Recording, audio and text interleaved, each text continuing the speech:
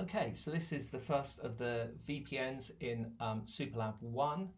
Okay, so we've looked at this type of thing several times.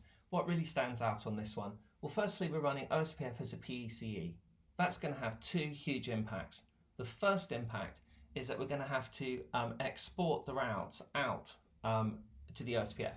So set routing instances, CE1, protocols OSPF, export, then we need an export policy. And of course, this OSPF export policy is inside the routing instance. Of course, obviously, the customer doesn't know that it's in a routing instance. For them, it just seems completely normal. However, we do need this export policy. Why do we need it? Well, if we were running BGP as a PECE, it would be natural because in the C1.inet0 table, the route would be marked as BGP and it would naturally flow out. Okay, so what's the second point here? The second point here is that we're running VRF import, VRF export, and of course the destination of that is always the iBGP, the multi-protocol BGP. What that means is that in their policies, when it says on the import policy from protocol BGP, that will always mean iBGP because it's using a VRF import. And of course, when the route arrives in the table, it will be marked as BGP, which is why on the OSPF export in the policy, we just have from protocol BGP. So the VRF import and export are unusual policies. They always mean internal BGP. However, they are looking at real markings on the routes that once they're in the table, we can reference on the export policy. What's the second thing here? Well, the community CE1, we're setting it on the export to iBGP, but of course it is a target. Okay, so that's pretty much that.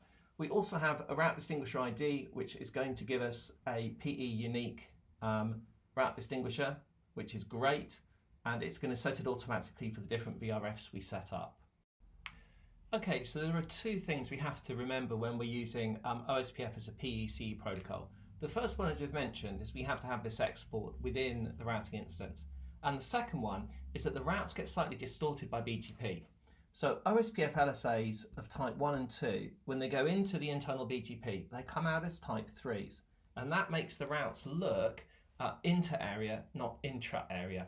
OSPF will always prefer LSA 1s and 2s. So in this case, that's what we want because our customer wants to use this backdoor link. They see it as a backbone, not a backdoor, but they do want us to offer these routes. Okay, so what we're going to do here is they want them offered as a type 5. So what we're going to do is we're going to change these 3s to a type 5. And the way that we're going to do it is by setting a different domain ID on the two OSPFs. And what that means is that these OSPF sessions on router 1 and router 7 will think that they're in different sort of OSPF ASs. So here we are, we're on router 1. And what we're going to do is we're going to tell OSPF it's in domain ID 2. So set routing instances CE1, so inside the VRF, protocol OSPF, domain ID 2.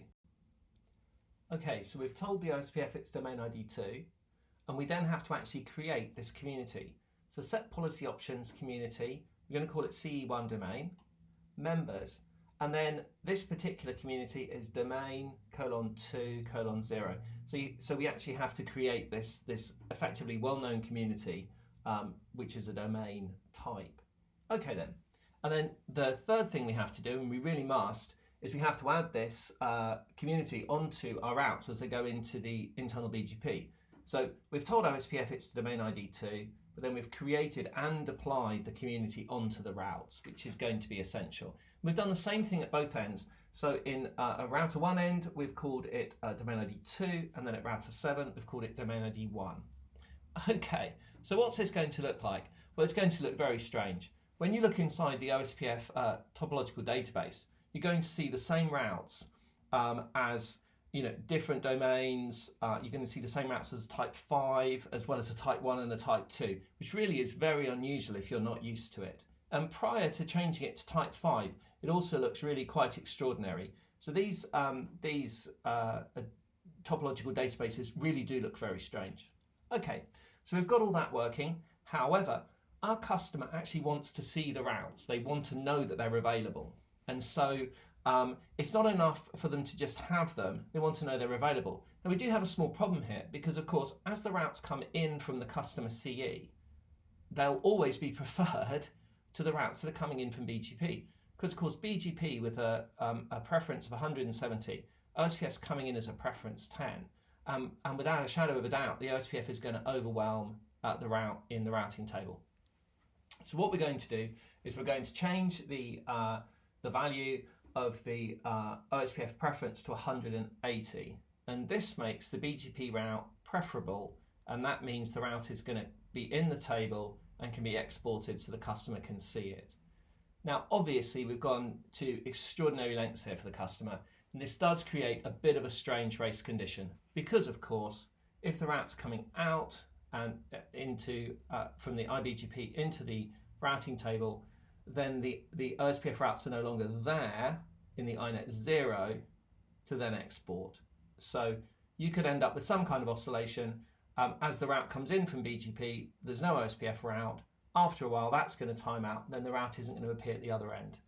I've played extensively with this. It does sort itself out. It generally tends to be exporting the routes one direction and not the other.